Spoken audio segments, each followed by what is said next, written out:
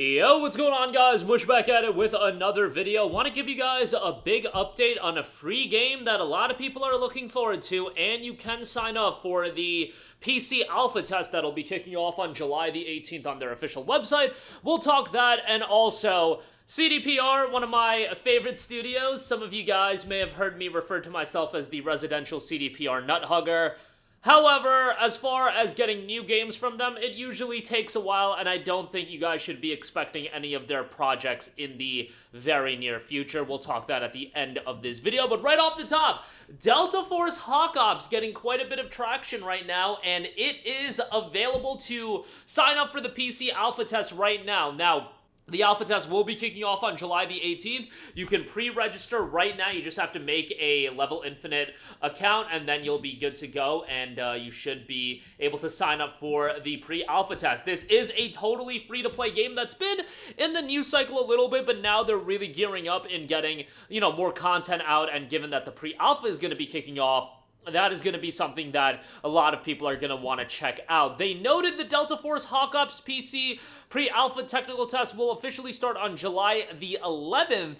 Please note this technical test is separate to the larger scale PC alpha test starting later in July. Operators who have qualified for the test can access the game via the download link. So the larger scale alpha test will be kicking off here shortly. Delta Force Hawk Ops itself features a variety of both single and multiplayer modes that take place over two distinct time frames. You've got 1993, you'll be boots on the ground as an elite Delta Force operator as we recreate the much loved Delta Force Black Hawk Down campaign using the latest Unreal Engine graphics technology. In 2035, you'll take on the role of an elite member of GTI, a peacekeeping force founded by former Delta operators. Your mission, deployed to the mysterious region of Anshara and investigate the legal activities of the Havoc Corporation. Utilize clever combat gadgets, work closely with your squad mates, and execute cunning strategies in order to complete your mission. We need the best of the soldier. That's where you come in. You'll become an elite operator, embody an elite Delta Force operator across two distinct time periods, and choose from an exciting range of single and multiplayer game modes. Meanwhile,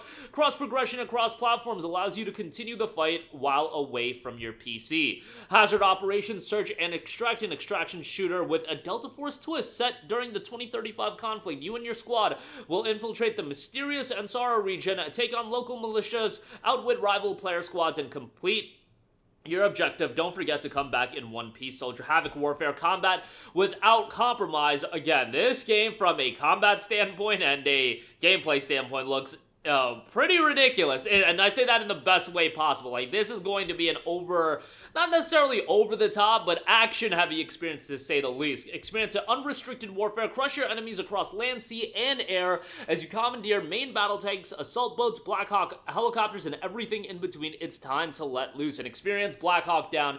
The action-packed campaign from Delta Force Black Hawk Down holds a special place in the Delta Force series. Return and experience the heart-pounding operation firsthand as we recreate the dramatic events in stunning Unreal Engine technology. Step back into the boots of the most enigmatic member of the Spec Ops squad and experience the heart-pounding operation firsthand. Comprehensive weapon and vehicle customization, zero tolerance cheater policy as well. I think a lot of people are going to be excited by that, given the state of some of the games that are somewhat like this, to say the least. They note a healthy gaming environment is one of our top priorities. In true Delta Force style, we've assembled a dedicated task force to ensure the rules of engagement are respected. GTI Security will be deploying the latest tools and technology to identify and eliminate cheaters for those who act maliciously in our games. We also do have system requirements out, and they are very, very tame. Given that this game visually, I would say, looks fairly good, they are very tame. I would imagine that if you're trying to play the game 4K maxed out 60 FPS, it's going to be well above this, but minimum i3 4150, AMD FX 6300, 12 gigs of RAM, and a GTX 960, R9 380, like, those are some throwback GPUs there. Now, recommended, i5 6500, Ryzen 5 1500X, 16 gigs of RAM, GTX 1060 or an RX 5500 XT. That's not anything crazy either. It does note 50 gigabytes of install space, but that's certainly going to be a game that's going to have quite the traction. And by the way, you can request access to the playtest right on the Steam page. So let me see, let me try to request access right now. Request access, and it's going to be one that your interest is submitted, and then if you get access, you'll get emailed. Some of the times when you have the request access on Steam, you just get insta approved, but in this case, at least, you know, me doing it right now, it is going to be one that is, you know, they're gonna email you if you get in, and it's not gonna be a case. I don't think that everybody's gonna get in, so keep that in mind. Alright, moving on from that, a publisher that is near and dear to my heart, CD Projekt Red. You guys hear me talk about them ad nauseum, but you know, they aren't necessarily ones to put out games incredibly frequently, and that is because their games are incredibly expansive in scale. Look, Cyberpunk 2077 got revealed in like 2011, and it came out in December of 2020. And ultimately, did that game really come out in December of 2020, or did it really come out back last year when 2.0 dropped? I'll let you guys be the judge of that. They were fairly consistent with the Witcher games, however. Witcher 1, I think, was 2007, Witcher 2 was 2011, and Witcher 3 was 2015. You're getting a game at the scale of Witcher 3 every 4 years, or, you know, Witcher 2 and Witcher 1 certainly weren't at the scale of Witcher 3, but you get the idea. The turnaround time from Witcher 2 to Witcher 3 was only 4 years, which I don't think is that crazy given modern gaming and how expansive some of these development times have been, but as noted, do not expect to play The Witcher Remake or Cyberpunk 2077 sequel anytime soon.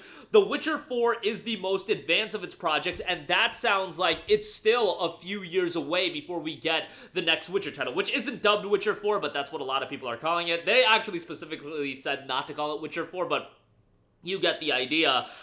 That's why when CDPR put out their roadmap of their games that they're working on, look, I'm somewhat excited for it. I don't think it took rocket science to figure out that they're doing a Cyberpunk 2077 sequel, but when you get a roadmap like that, people talking about, oh, they're working on a new IP, oh, we're getting a Cyberpunk 2077 sequel, it's like, yeah, we're getting a 2077 sequel, we're gonna get that by 2029, literally 2029 to 2032 is the range of where I would expect Cyberpunk 2077 to get a sequel, and that's absolutely insane to think about, but that's how crazy these dev cycles have gotten. And, you know, that's just the reality of gaming these days. It's, and I think some developers have gotten better with it, that they're not announcing and revealing their games until they're very close to launching. Look at Kingdom Come Deliverance 2. I thought that was handled really, really well, where people knew that game was in development, but they only revealed it when it was ready to go.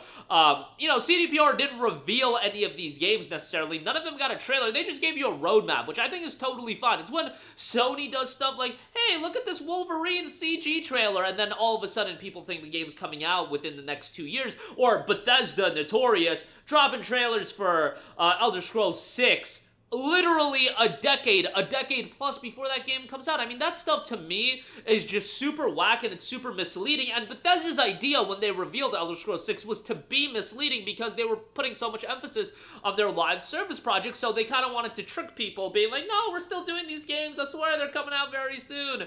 At least that is the perception they wanted to give you, and I think if you go back to 2018, did anybody really think Elder Scrolls 6 was going to be coming out, you know, 10, 12 years after that trailer? I knew it was a long ways away. I didn't think it was going to be 10 or 12 years, which is going to be the case with Elder Scrolls 6. That stuff is just super whack to me, and it really is emblematic of a, not really issue in gaming, but something at least worth discussing. For example, Kingdom Hearts 4, the next Kingdom Hearts title, very relevant since Kingdom Hearts just got dropped on Steam. Hopefully KH4 will drop on Steam day one, but that's a game that's kicking off the last Lost Masters arc, I believe it's called. It's kicking off a new arc. Guys, I don't know if I'm gonna be alive to see the conclusion of that arc, and that is a legitimate thought, because look at the time between Kingdom Hearts 2 and Kingdom Hearts 3. It was 14 years, and I get it, you got Birth by Sleep, I get it that you got Dream Drop Distance, maybe they'll run out these games a little bit quicker, but KH4 probably ain't coming out till 2026, and that's the kickoff to the new arc. Are you telling me it's gonna be another decade for Game 2, another decade for Game 3? Like, this is something really to talk about as far as these game dev cycles getting so long, and I get it from a Square Enix standpoint. Oh, we gotta do these mobile games and whatnot, but, you know, that's something that I am starting to discuss, and I see more and more other people start to discuss it as well, because when developers come out at this point and they say, we're kicking off a new trilogy, baby, we're kicking off a new story arc, it's like, bro, there's a legitimate concern that I'm in my mid-20s right now. Like, I'm pretty convinced I'll see the Kingdom Hearts Lost Master arc to conclusion,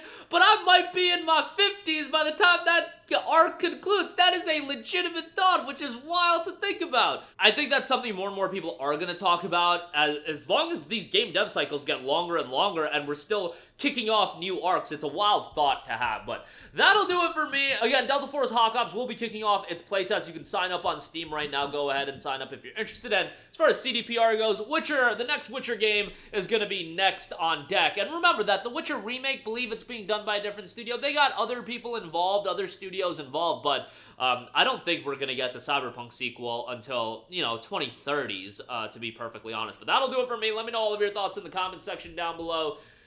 As always, thanks for watching. I will catch you guys in the next one. Peace out.